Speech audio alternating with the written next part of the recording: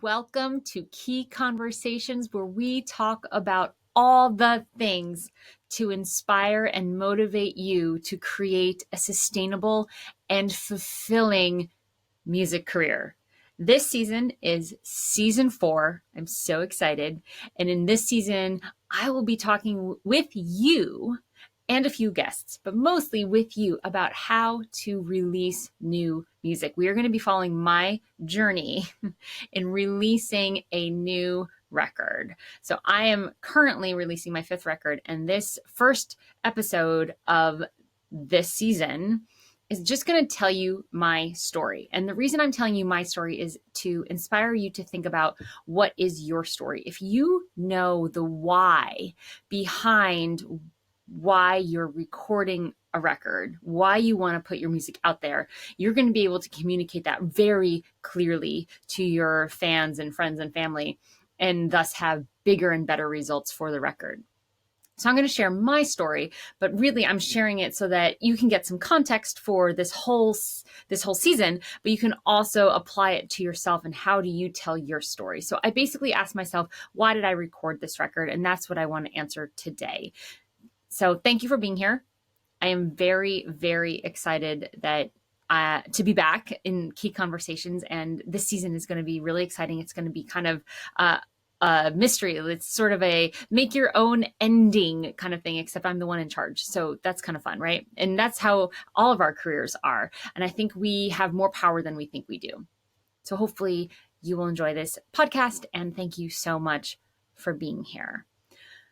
So the story starts with a year and a half ago, I applied to a bunch of different composer residencies. I thought it would be cool to do that. Also, I was kind of avoiding my husband. I was like, how can I get away and have it look like I was getting away? Let's be real, y'all. I'm going to be super vulnerable and say all the things that are real. No hiding truths. So turns out I applied to 10. I got into 2. Really fun. One of them was in upstate New York, like an hour and a half north of where I live. That was for October, a week long in a little artist commune hippie thing. Super fun. The other one was a 2-week residency in Greece. What? In the summer. What? So I was like, yeah, this is happening. So I had no intention of recording a record in the middle of a half-abandoned mountain town in Greece. But when I got there and I realized I was one of 2 musicians there, I ended up, I guess it was 3 musicians. 2 of them there were a couple and they were working on the same project. The rest of the people there were artists, photographers, filmmakers, choreographers, like just amazing people. And it was just a coincidence. They were all women. So it was a very supportive, really interesting place to be. But when I got there, I had a studio to myself, and it was in a newly renovated, it was like this little mountain town. So you drive up, and it's in Crete. So you have to take a ferry. It's like a whole day. I was like, all right, I'm going to definitely have to ride a goat to get up here. No, I didn't ride a goat. That's not a thing that people do. And I get to this little town, and they drive me up to the bottom, and they're like, cool, there's the town. You don't drive through the town. You park at the bottom or you park at the top of the mountain. So I parked at the bottom. They let me out, and I'm walking through, and it's just abandoned stone buildings built into the mountain. And then there would be this beautiful villa or this little doorway that was just redone. It was gorgeous and would go into this house. So some people from Italy and Germany were coming in, and they were redoing some of these abandoned houses. So the room that I got was this sort of half stone room with a grand piano in it. And it was a beautiful, well-tuned grand piano. And that was my room to work in. And I played the piano, and I heard this reverb.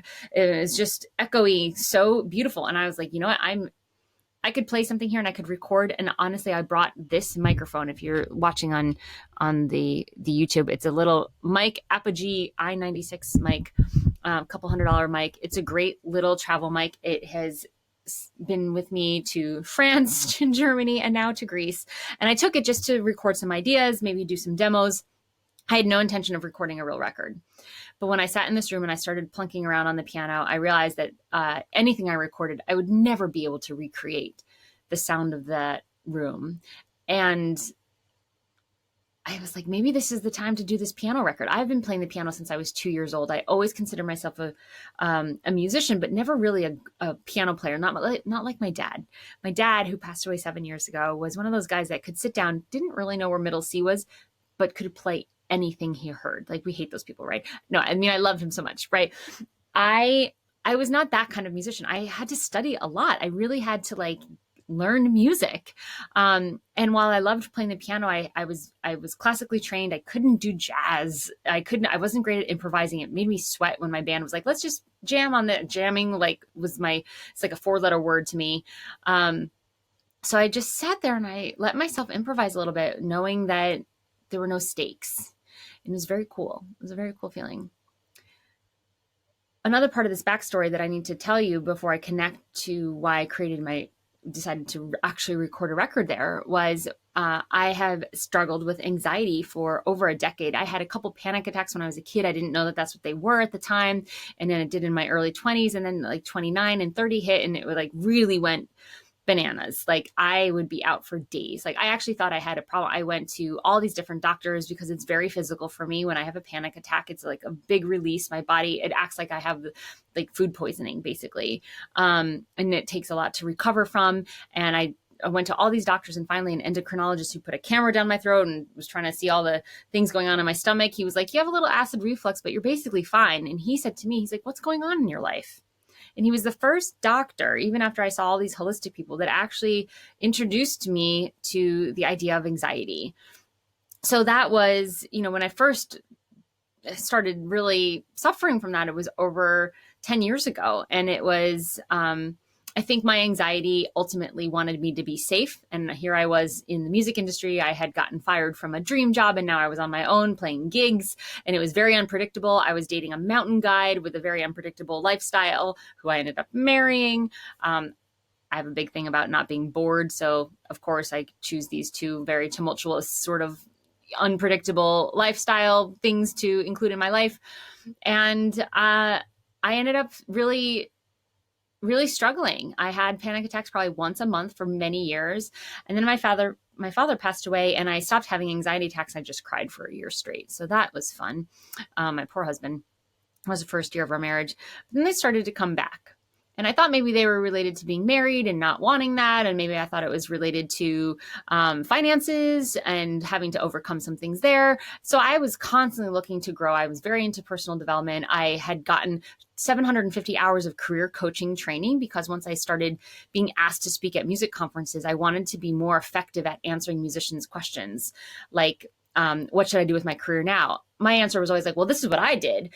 But there's hundreds of ways to go about having a fulfilling career. And I wanted to really listen for the gold and listen for what was blocking them. So I got training as a career coach. I love personal development. I love growth. I really value growth and the willingness to grow. So that being said, I started reading a lot. By the time I hit 36, I was like, you know what? Enough with this suffering. I'm going to start looking into what it is I'm actually dealing with here. What's the amygdala? Why is this fight or flight thing happening when I just have a thought? Like, how is that kicking in? There's no tigers around me. I really started to look at, okay, let's start a gratitude practice. I looked at the fact that I didn't have a routine, and that maybe I am a being that requires a routine to feel stable, even if I'm creating the routine myself. It's not going into a day job and being told what to do. So 2 years ago, actually, I can check my app. 560 days ago, as of today, I started meditating. I am on day 560, 2 months into a daily meditation routine. I would do a minimum of 5 minutes a day. I've done up to 1 hour for 560 days straight, 2 months into meditating regularly every single day. I had my last panic attack. I have not had a panic attack since.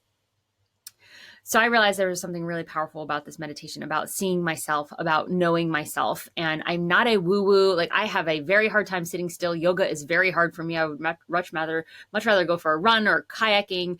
I was on a crew team in college. I tend to be active. I tend to have active energy. You hear how fast I'm talking, right? So this was a tricky thing for me, but I saw the value in it. I saw the value in having a gratitude practice. I saw the value in having something to do right when I wake up, and to sort of create my day and to set some intentions. I started listening and looking for music that could help because I respond very strongly to music. It's such an emotional, amazing tool, which is probably why a lot of us do this music creation thing. And a lot of the meditation music I found was either like very drony, kind of like would let my thoughts wander back to my grocery list, or it would put me to sleep. Or it was like very happy, it was almost childish and it felt cheesy. I couldn't find anything that was like, all right, I'm feeling a little anxious. I feel something coming on. Meet me where I am emotionally, and then let's go on a journey. So maybe this, like, I would have loved to listen to something that was sort of minor to start and then took me to a major key, if you want to get techie music with it, or music theory with it.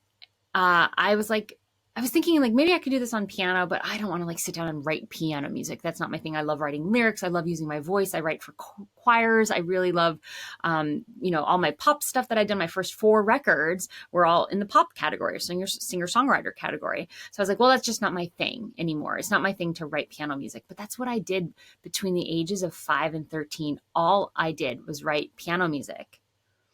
And I wrote my essay about why my piano music was so dark. My college essay to get into Cornell University was about writing dark piano music when I was one of the happiest people I knew.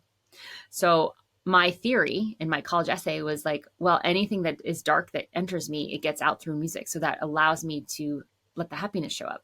It's kind of brilliant when you think about it, right? So I kind of remembered that, I used to write piano music all the time. But maybe there's another way to do it. And maybe there's a way to bring in my voice. So now we fast forward to Greece. So it's been on my mind for a few years that maybe there's a piano record inside me somewhere. And I just didn't know what it looked like. And I didn't really want to explore it. So I'm in Greece. I have this piano. I have 2 weeks, 100% to myself. The Wi-Fi was out. It was basically like me, some goats, and this record. And I realized that it was a record. And that I sat down on day 2 and I started recording some of the stuff I wrote.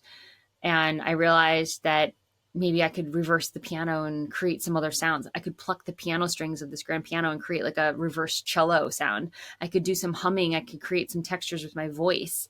I even started doing some like high stuff. I'm like a tenor. I've got a really low voice, but I was playing with my higher range.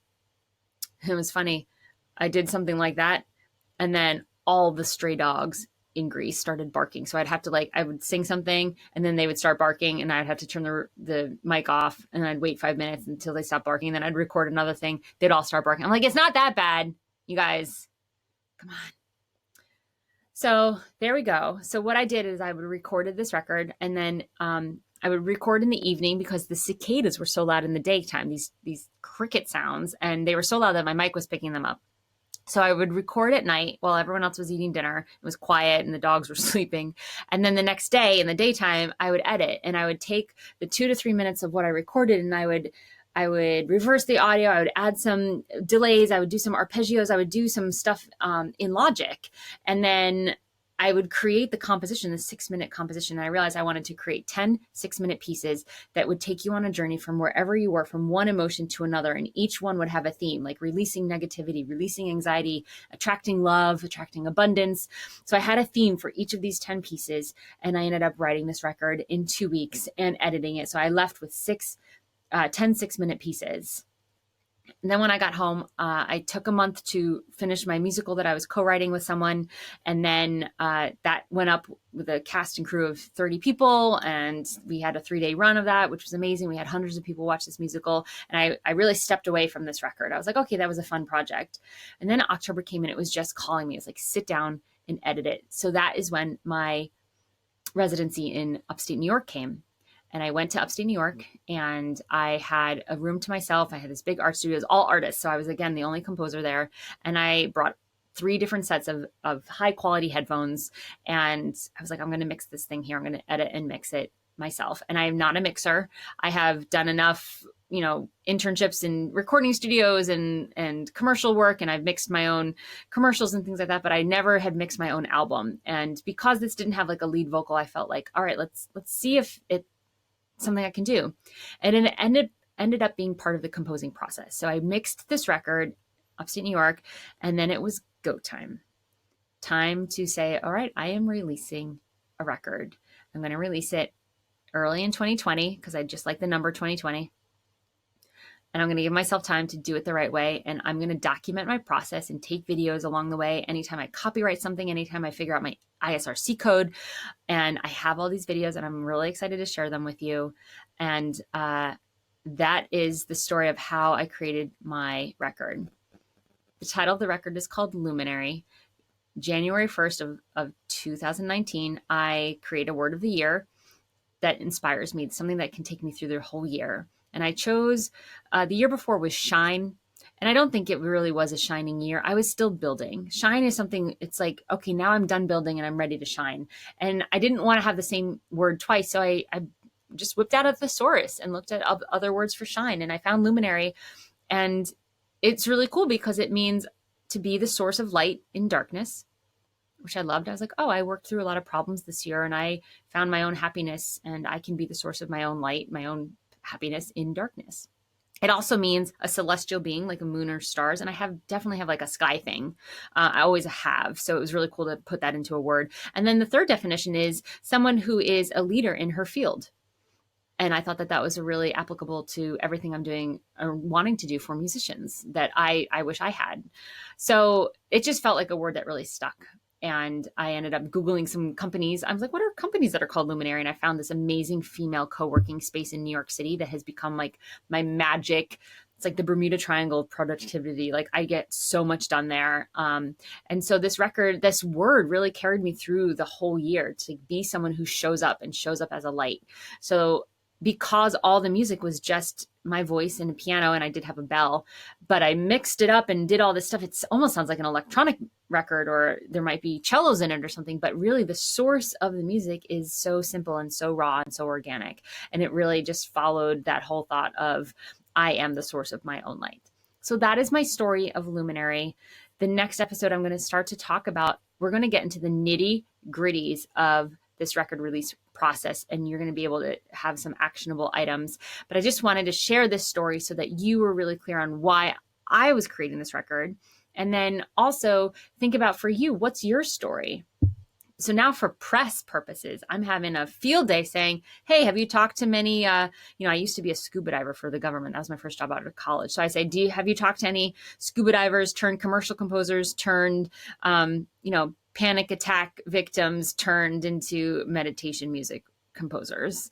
Because if not, I've got a conversation for you. I wrote this music in a half abandoned town in Greece, and now it is featured on one of the biggest meditation apps in the world called Simple Habit. True story. That happened, but I'll talk about the promo at a later date. So knowing your story allows you a lot of freedom and the earlier you know it and the earlier you can start saying it out loud and telling it is really great. I would encourage you to go find the Facebook group In the Key of Success, which is a free group to be in for anyone that's sort of in my world, and tell your story. Get feedback on how effective it is. Is it boring? Is it interesting? Are people latching onto it? So go find that In the Key of Success Facebook group. If you want to hear the music from my record, go to IamAluminary.com. That is the website I created for the record. And no, you don't need to create a new website for your record. I will explain why I did that in a later episode. Go to IamAluminary.com if you want to help this get to the charts. I would appreciate your order there. If you're willing to and able to save it on Spotify or to order it on Bandcamp or iTunes or Amazon, that would be a huge help. So thank you so much. I'm looking forward to the rest of the season. I'm so excited. So thanks for being here.